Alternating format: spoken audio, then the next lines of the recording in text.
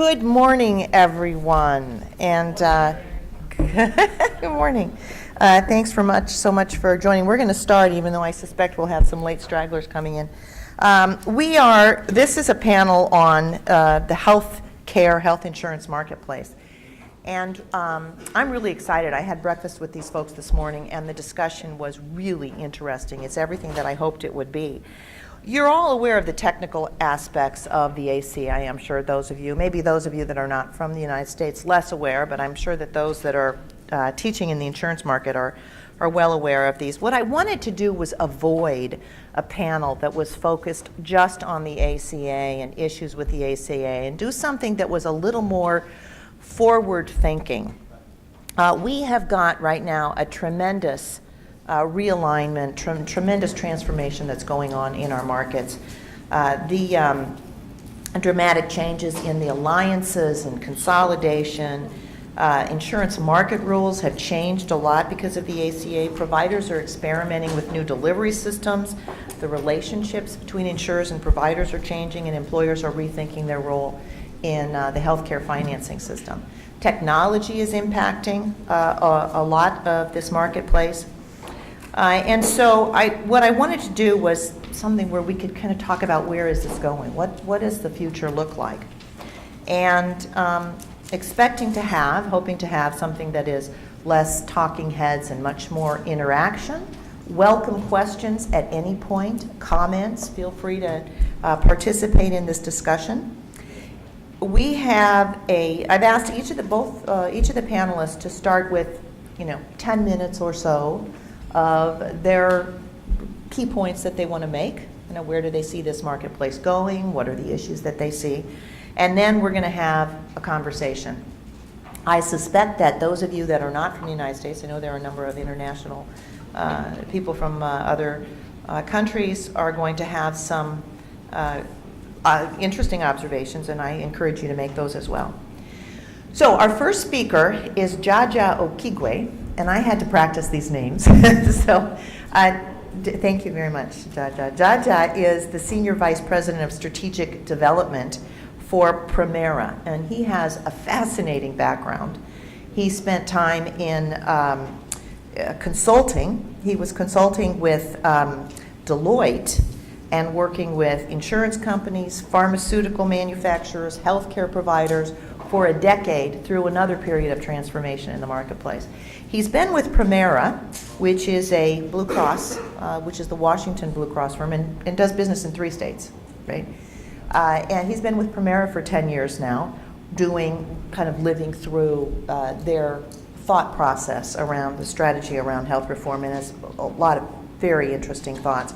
He earned an honors degree in government from Harvard University and an MBA from HEC in Paris. So he's got some international experience. Brody Dychenko is the Vice President of Strategy for HealthSpark. And I came across HealthSpark as a great example of efforts that are occurring to engage consumers in new ways in healthcare decisions. And HealthSpark now works with 60-some insurance companies, financing firms, to try to foster systems that promote better consumer decision making. So he's going to tell us about that and how that is changing the marketplace. The little nugget of information about Brody that I think is just a little nugget of information. He was part of a 2-person team at the Pasteur Institute in the 1990s who discovered how bacteria becomes resistant to antibiotics. So started on a path to be a biology researcher and then moved into the health services and technology area. And finally, Monica Lindeen. I'm very happy. Monica, it took time from her vacation to come join us here. She is the president-elect of the NAIC, a Montana Insurance Commissioner, a good friend of mine, and thank you for doing this for us. She's been knee-deep at the NAIC on health insurance issues, health insurance reform issues, and is extremely knowledgeable. She has a long history, a career in public service, being a member of the legislature and serving her second term now as the Insurance Commissioner and Securities Commissioner in Montana. Little nugget on Monica. We have a technology theme, I think, at this meeting. She started, along with her brother, started, grew, and then sold one of the first and eventually the largest internet service provider in the state of Montana, and sold it just before the dot-com bubble burst, 2000. She sold it, and I must have made it. I was too polite to ask her how much money she made, but I'm betting it was a boatload. So I'm going to turn it over to we only have one set of slides, and the rest of it is kind of just speaking. And as I said, feel free to jump in at any time. Thanks. All right, Jaja. Thank you for the introduction, and thanks for the invitation to be here. Primaris Local Plan, we really like to support the local community, and when there's opportunities to actually speak at home about broader things, that's fun for us. We are the largest plan in the state of Washington, and we are the largest plan in the state of Alaska. And so healthcare reform to us has been, we've been very involved in it, to say the least. And I'll talk a little bit about some of my perspectives on that. But before I do, you mentioned Deloitte, and I just couldn't help sharing just a teeny bit about my background. I graduated from college and entered Deloitte right during the first round of healthcare reform in the United States, when Hillary Clinton was working on her plan, and we were running around trying to respond to it. And my first day in the office at Deloitte, they handed me a binder and said, "This is what we produce." Now, I'd come from an academic world where I'm doing lots of research papers, and so I'm thinking, oh, we study stuff, and we take notes, and we have footnotes, and all that wonderful. And it was what I could only describe as a comic book. It was pictures everywhere, and there were no words and no numbers. And that, in some ways, is sort of what the consulting industry was doing at the time, was educating people about concepts, but there wasn't a lot of specifics. Hopefully, you'll hear more specifics today in what we'll talk about up here.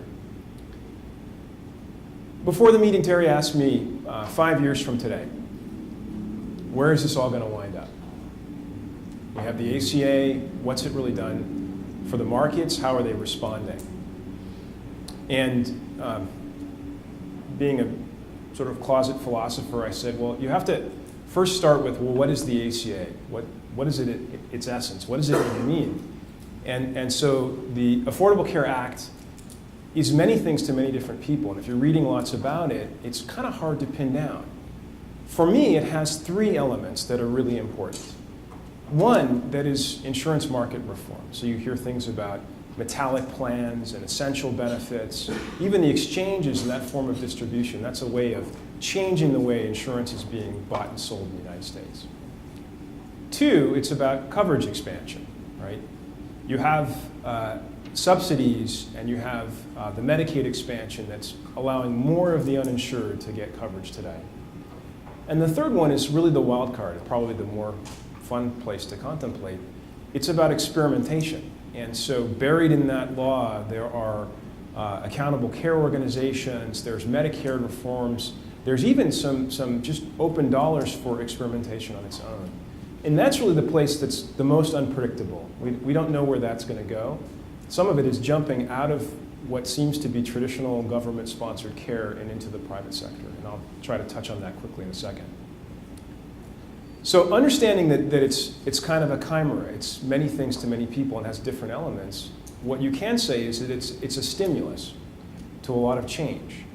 And so 5 years from today, it's easy to imagine at least 4 different futures.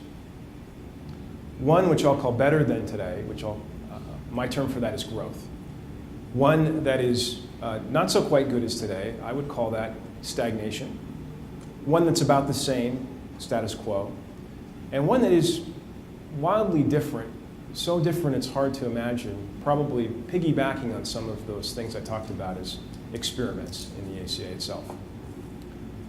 So thinking about growth, that's a world in which prices have stabilized. In fact, they may have even come down because of increased competition. The exchanges are functioning the way that they're expected, and likely employers are offering less coverage because the individual market has really taken off. What are insurers doing? We're innovating. we're creating new ways for people to connect, we're creating new services, and we're providing greater value to individuals. So that's the growth world. The opposite of that would be stagnation, in which case you have prices rising pretty dramatically as a result of greater consolidation in the provider community. The exchanges themselves either don't function the way anticipated, don't iron out the problems, or actually shrink from today. And there's court cases running through our system right now challenging the ability for federal exchanges to provide subsidies to eligible beneficiaries.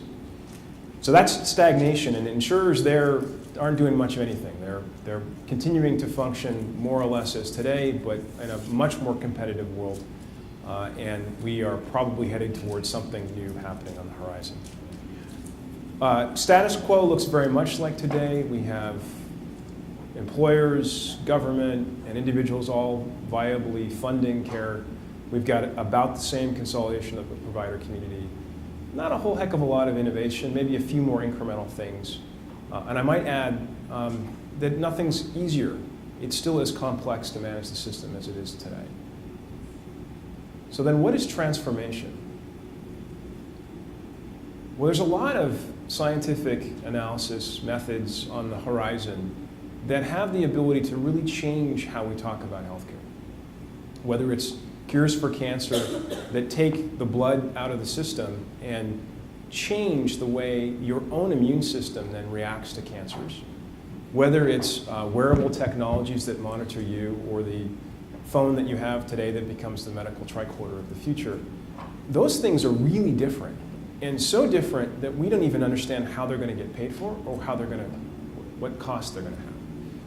And so how would that be interesting? Well, imagine for a second, instead of spending $3,000 to $4,000 for an individual policy, you spend $1 for an app or $2. What would be the need for insurance at that point? Well, maybe it's more like the iApp store or some other form of facilitation of payment or information. And that world really doesn't exist, but you can see signals of it today, and probably the funnest to contemplate because it is so different than where we are. So that's just a brief glimpse of where we could wind up. 5 years is probably too short and also too long for things to happen in exactly those ways, but I bet there'll be elements of all four in our future.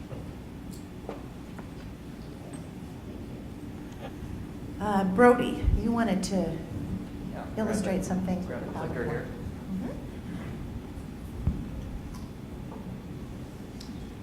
Morning, everyone. My name is Brody DeChinko, and I'm with a company called HealthSpark. HealthSpark actually is a company under a larger umbrella of companies called Cambia Health Solutions. And Cambia Health Solutions has a whole family of companies underneath it, one of them being a Blue Cross and or Blue Shield plan in 4 of the northwestern states here in the United States. But it's also invested in a series of technology companies as well, from wellness, focusing on elderly care, to big data, and to consumer companies like ours, which is HealthSpark. And so we've been a company that's been around for around 2.5 years, though the strategies and the assets actually started in the mid-2000s as far as starting out from the health plan space. So I'm here to talk a little bit about the evolution of how people can now actually choose a doctor, choose a hospital, or choose a treatment option based on their own personal values. And there's been a lot of changes that have happened over the last 8 years in this particular space. In order for any type of shopping to occur, there needs to be a couple of things in place, right? The first thing is there needs to be variation in prices, and there needs to be a lot of options. And so what you're looking at on this map right now is actually something that I just put together yesterday, looking across the country for some random surgery that I selected. It's the shoulder surgery. You can see that the prices for a shoulder arthroscopy in these 3 different markets, I could have chose any 3 cities, that you'll see a pretty large range. As low as $2,000 up to $18,000 in Seattle. These are not the billed charges that the providers are actually billing. These are actual contracted rates that a health plan has with a provider in these communities, and you are seeing a 9 to 10x difference in cost. And that's important because it doesn't matter whether you have a high deductible plan or a low deductible plan. With a 9x difference, everyone is going to feel that pinch in their out-of-pocket no matter what their benefits are. So the next logical conclusion is, well, there's a difference in price, there's a lot of variation. There must be something for that variation, right? There must be some correlation that there's higher quality, higher satisfaction when you end up paying more. We've done a little bit of research on this and we're finding that that's not the case either. We've mapped patient satisfaction to price. We are not seeing a correlation in that space. And this scatter plot here, each diamond on this chart is actually a doctor compared to his or her like specialties, both on the cost and the quality axis. The further to the right you go, the more efficient they are with the resources that they use, so they're lower cost doctors when compared to their specialty. The up and down, this is the quality, this is adherence to evidence-based measures. In the United States, the HEDIS is an acronym that's thrown around quite a bit. This is mapping that here. You can see that it's an equal distribution in all quadrants, right? Which means you're just as likely to find a high quality, high cost doctor as you are to find a high quality, low cost doctor. You see that outlier way up there in the top right hand corner. That doctor is pretty amazing, right? I have no idea who that is, but you know, it'd be interesting to find out who is this high cost, high quality doctor. But that little joke actually is the reality, right? Nobody knows where to go and where to look for this type of information. If you're to equate healthcare and compare it to other industries today, Amazon, the world headquarters, not too far from this particular hotel here. I have a 7-year-old girl and she just loves this movie, so I went onto Amazon, I went to go look up how much things cost. Here you can see some pretty typical things, right? What the actual DVD looks like, so I actually know what the cover looks like. I could see that it comes with two discs. It lists all the actors and actresses. It has 2,000 reviews on whether people like it. Looks like 4.5 stars. It has a price. It has how I can receive it. I can actually purchase it there. And on the bottom, you can see that there actually has been some analytics done to show that people who like Frozen also seem to like Hunger Games. So I might as well buy one of those while I'm at it here as well, right? But when you compare how we purchase anything else, compare that to healthcare, this is kind of what most health plans and most purchasers see today, right? In case I didn't know what a DVD looked like, I could show what a generic DVD looks like. It's usually a silhouette of a doctor's face, right?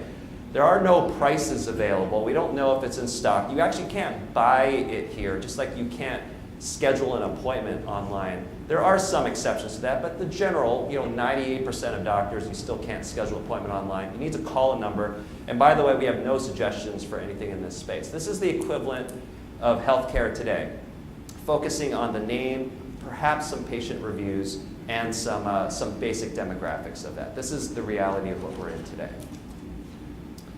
The reality is that there are a lot of investments being made right now in trying to change that.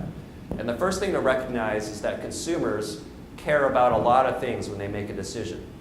Imagine going to a grocery store without prices, or imagine buying a car without reading safety reviews, or imagine picking a restaurant. For all of you that aren't local to Seattle, you probably jumped on Yelp to actually read some reviews of some local restaurants around here. Imagine healthcare in a similar way that is possible, where people can see the quality of care before they go. They actually can get a price estimate of how much it's going to cost before they go, and actually, by the way, tie it to their benefits so they know what their out-of-pocket is real time. Be able to see some convenience factors and being able to see some social discussions about experiences, because it's always good to get some input and insight from people who are 1 or 2 steps ahead of you in the process to be able to learn from them. So we're really in the early stages right now, but the great news is that these tools actually do work.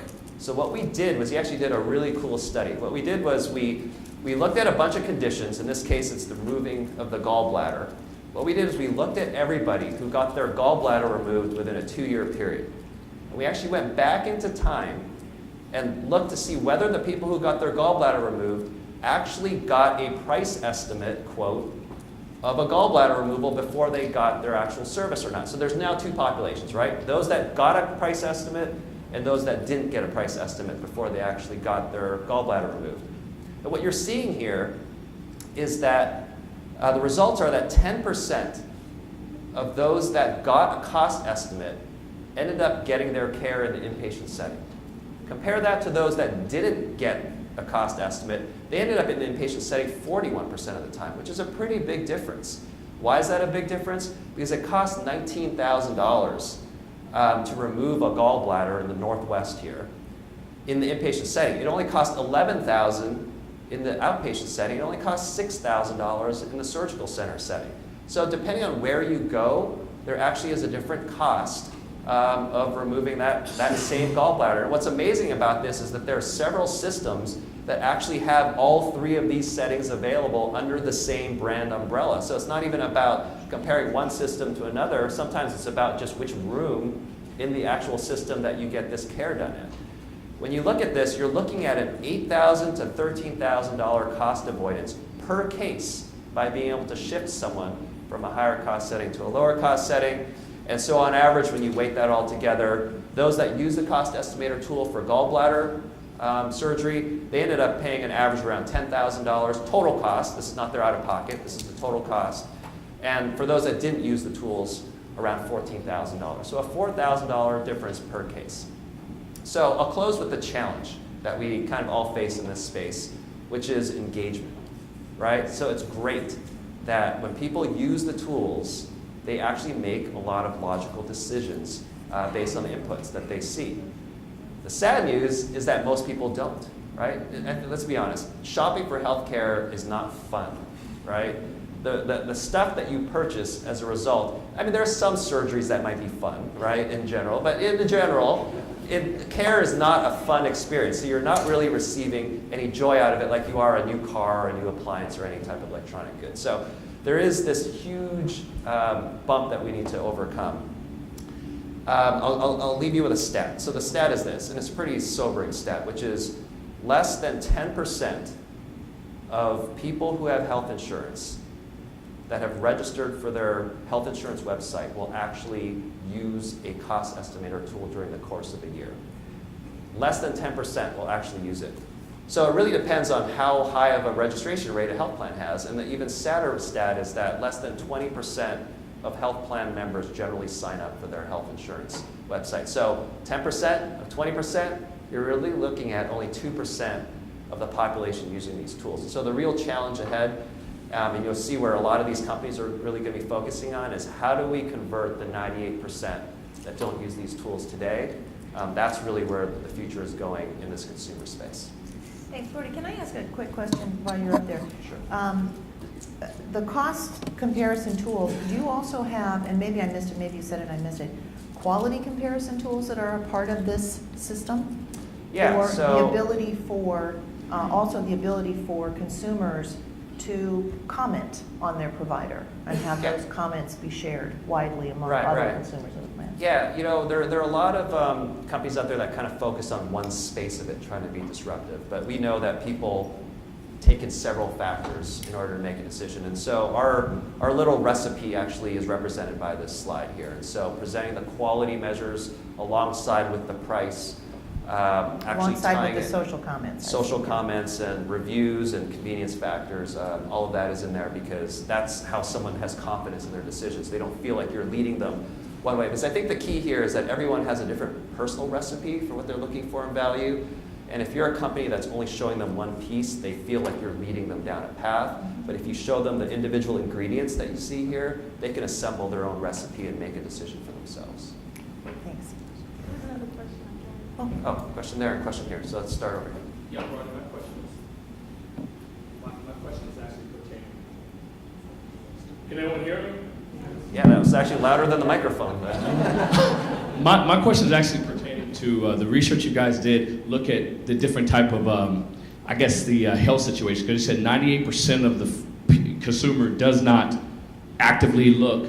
So the 2%, are they usually the ones that actually have health complications, etc.? So therefore, they probably would pay a higher cost than someone that just goes to a surgery. Sure. Well, there definitely is a proportion of the population, you know, that is, if you were to categorize them into kind of the healthy stage that don't need care, yes, there's definitely a percent. But I can definitely say that that percent is less than 98%, right, in that particular space. So yes, I don't think that our goal is necessarily 100%, but I think that we have a lot of room for improvement.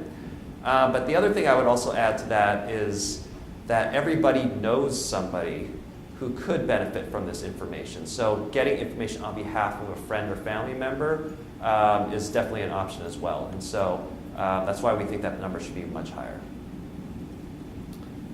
Third row. Brody, I saw something like this. I was in the health insurance marketplace in Southwest Missouri in the early 2000s. Yeah.